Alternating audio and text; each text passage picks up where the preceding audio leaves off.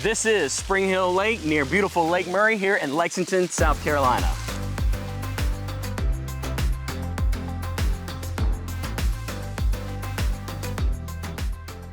My name is Janet Loper here with Landon Loper, and we are Next Gen Real Estate. And we are excited to bring to you today 304 White Oleander Drive. Now this home, let's get right to it. It is on a massive corner lot with a 3-car garage. Yes, it's an awesome 3-car garage, 5 bedrooms, but being on this massive corner lot, you got so much space here to be able to sit back and relax with this private backdrop.